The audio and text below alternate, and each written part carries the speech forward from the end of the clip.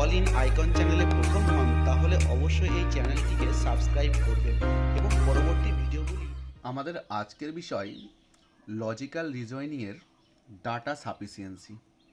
এই data sufficiency সর্বভারতীয় রেলের পরীক্ষায় তো অবশ্যই আসে, তাছাড়া অন্যান্য পরীক্ষাগুলিতে আসে।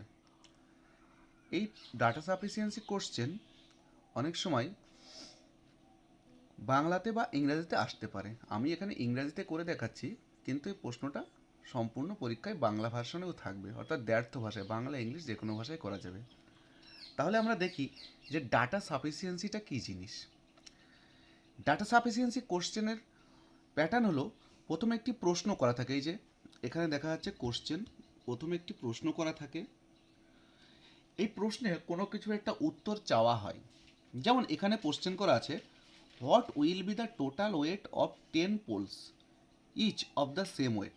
অর্থাৎ কি, সমান ওজনের 10টি পোলের মোট ওজন কত।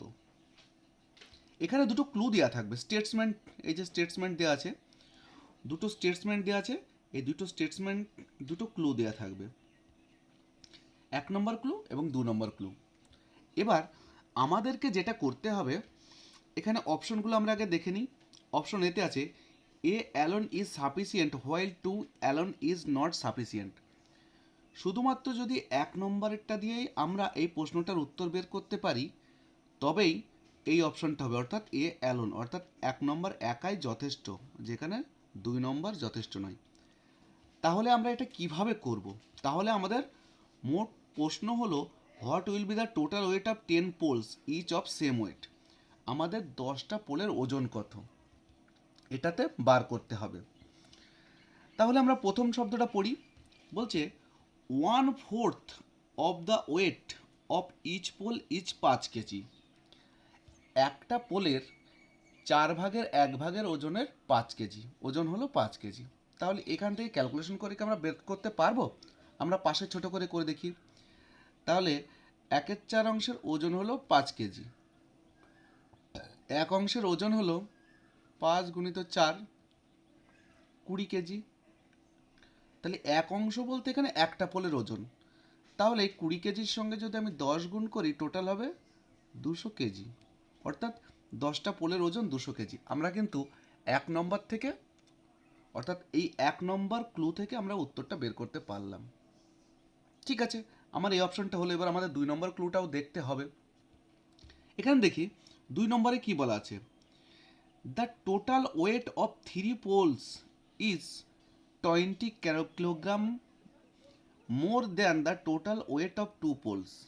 অর্থাৎ কি, দুটি পোলের মোট ওজন, সরি 3টি পোলের মোট ওজন দুটি পোলের মোট ওজনের থেকে 20 কিলোগ্রাম বেশি। এখানে বলছে, তাহলে দ্বিতীয় ক্ষেত্রে বলা আছে যে 3টি পোলের মোট ওজন দুটি পোলের মোট ওজনের থেকে 20 কিলোগ্রাম বেশি। তাহলে 3টি পোল মাইনাস দুটো পোল সমান সমান 20 কেজি, অর্থাৎ একটা পোলের ওজন 20 কেজি। তাহলে 10টা পোলের ওজন কত, গুণ 10, 200 কেজি। তাহলে এই ক্ষেত্রে আমরা দেখতে পাচ্ছি, এক্ষেত্রে আমাদের স্টেটসমেন্ট 1 থেকেও আমরা উত্তরটা বের করতে পারছি, 2 থেকেও উত্তরটা আমরা বের করতে পারছি। অর্থাৎ এক্ষেত্রে যে কোনো একটা নিলেই হবে, অর্থাৎ 1 নম্বর কিংবা 2 নম্বর, হয় 1 না হলে 2। তাহলে এখানে অপশন আমরা দেখি, এ অ্যালোন ইজ সাফিসিয়েন্ট, যখন শুধুমাত্র এর থেকে উত্তর বের করা যাবে, উত্তর হবে এটা। 2 is alone is sufficient while a alone is not sufficient, অর্থাৎ 2 সাফিসিয়েন্ট হবে কিন্তু 1 নম্বরটা সাফিসিয়েন্ট নয় সেই ক্ষেত্রে। 3 নম্বর বলছে আইদার 1 অর 2 ইজ সাফিসিয়েন্ট, হয় 1 অথবা 2 যে কোনো একটা ইজ সাফিসিয়েন্ট। তাহলে এখানে যেহেতু আমরা উত্তর প্রথমটা থেকে, প্রথম লাইনটা থেকেও বার করতে পারছি, আবার দ্বিতীয় লাইনটা থেকে বার করতে পারছি, তাই যে কোনো একটা নিলেই আমার হবে, হয় 1 না হলে 2। এখানে বলছে আইদার 1 অর 2 ইজ সাফিসিয়েন্ট, এই ক্ষেত্রে আমাদের উত্তরটি হবে অপশন সি। এর পরবর্তীতে আমরা আরেকটা প্রশ্ন দেখি। দ্বিতীয় প্রশ্নে আমরা দেখতে পাচ্ছি, এখানে প্রশ্ন করা আছে কোশ্চেন, এই যে কোশ্চেন বলে প্রশ্ন করা আছে। প্রশ্নটিতে বলা আছে how much was the total sell of the company. Total sell অর্থাৎ কোম্পানি এর মোট বিক্রি কত ছিল, টোটাল সেলটা কত ছিল, এইটা আমাদের প্রশ্ন, সেটা আমাদের বার করতে হবে। এখানে শুধুমাত্র এবার 1 নম্বর ক্লুটা পড়ি, আমরা দেখি এখান থেকে বার করতে পারি কিনা। বলছে the company sold 8,000 units of a product এ মানে যে কোনো একটা জিনিস হতে পারে, চা কফি যা হোক কিছু হতে পারে। এ জাতীয় প্রোডাক্ট 8,000 পিস বিক্রি করেছে, অফ ইচ কস্টিং 25, প্রত্যেকটার দাম হলো 25 টাকা। তাহলে কোম্পানি মোট বিক্রি করেছে 8,000 গুণ 25, যত টাকা হবে তত টাকার বিক্রি করেছে। তাহলে কোম্পানি টোটাল কত বিক্রি করেছে এ জাতীয় প্রোডাক্ট, শুধুমাত্র এ জাতীয় প্রোডাক্ট। তাহলে এক্ষেত্রে মোট টাকাটা আমরা বেরিয়ে আসছে, কিন্তু এখানে একটা ধোঁয়াশা থেকেই যাচ্ছে। কোম্পানি এ জাতীয় প্রোডাক্ট বিক্রি করেছে, কোম্পানি তো অন্য প্রোডাক্টও তৈরি করতে পারে, বি সি ডি। এখানে কিন্তু এই লাইনের মধ্যে অর্থাৎ 1 নম্বরের মধ্যে এমন কোনো জিনিস স্পষ্ট করা হয়নি যে এছাড়া অন্য কোনো কোম্পানি অন্য কিছু উৎপন্ন করে না। তাহলে এক্ষেত্রে আমরা টোটাল এ জাতীয় প্রোডাক্ট বিক্রি হচ্ছে এত টাকার, এটা আমরা বের করতে পারছি, অন্য কিন্তু সিওরিটি দিতে পারছি না, কোম্পানি তো অন্য প্রোডাক্ট করতেও পারে। তাহলে এবার আমরা 2টা পড়ি। 2 নম্বর বলছে this company has no other product line. এই লাইনটা দেখে আমরা বুঝতে পারছি এখানে কি বলছে, যে এই কোম্পানি আর অন্য কোনো প্রোডাক্ট উৎপন্ন করে না। তাহলে এই লাইনটা আমরা যতবেলা না পাচ্ছিলাম যে কোম্পানি আর অন্য কোনো প্রোডাক্ট উৎপন্ন করে না, ততক্ষণ কিন্তু আমরা এই কোম্পানির টোটাল ইনকামটা খুঁজে পাচ্ছিলাম না। যেহেতু আমরা 2 লাইনটা পেয়ে গেলাম, এখানে কোম্পানি অন্য কিছু উৎপন্ন করে না আর অতএব কোম্পানি শুধু এই উৎপন্ন করে, তখন আমরা সিওরিটি হলাম। অর্থাৎ আমরা যদি এই দুটোর কম্বিনেশন অর্থাৎ দুটোকেই না নিতাম, তাহলে আমরা কিন্তু সঠিক উত্তরটা দিতে পারতাম না। অর্থাৎ এখানে সঠিক উত্তরটা দিতে গেলে স্টেটসম্যান 1 এবং স্টেটসম্যান 2 দুটোরই প্রয়োজন হবে। তাই দুটোর সহযোগিতায় যখন উত্তর বার করা হয়, এক্ষেত্রে দেখো আইদার 1 অর 2 হবে না, কারণ এখানে হয় 1 নিব নাই 2 নেবো আমরা বলেছিলাম, কিন্তু 1 নম্বরটা শুধু নিলেও হবে না, আবার শুধুমাত্র 2 নম্বর থেকেও বের করা যাবে না, দুটোকে কম্বিনেশন নিতে হবে। যখন দুটোকে কম্বিনেশন নিতে হয় তখন তার অপশনটা থাকে লাস্ট, অর্থাৎ দুটোর সহযোগিতায় যখন উত্তর তৈরি হয়, বলছে বোথ 1 and 2 আর সাফিসিয়েন্ট, এটাই হয় উত্তর। আর যখন কোনোটা থেকেই উত্তর বার করা যাবে না, তখন উত্তর হবে নাইদার 1 nor 2 ইজ সাফিসিয়েন্ট। তাহলে যেহেতু আমাদের এখানে উত্তর করতে গেলে দুটো 1 এবং 2 দুটো স্টেটসমেন্টকেই আমাদের নিতে হবে, অতএব দুটো সহযোগিতায় যদি আমরা কোনো কিছুর উত্তর বার করতে পারি ডাটা সাফিসিয়েন্সির ক্ষেত্রে, তবে সেই ক্ষেত্রে অপশন ই উত্তর হয়, অর্থাৎ বোথ 1 and 2 আর সাফিসিয়েন্ট। সুবিধার্থে আমরা আর একটা প্রশ্ন আলোচনা করে নিই, তাহলে অনেকটা ধারণা ক্লিয়ার হয়ে যাবে। এই প্রশ্নটিতে আমরা দেখতে পারবো যে এখানে বলা আছে, প্রশ্নে বলা আছে, বলছে the last Sunday of March 2006 fail on which day, অর্থাৎ 2006 সালের মার্চ মাসের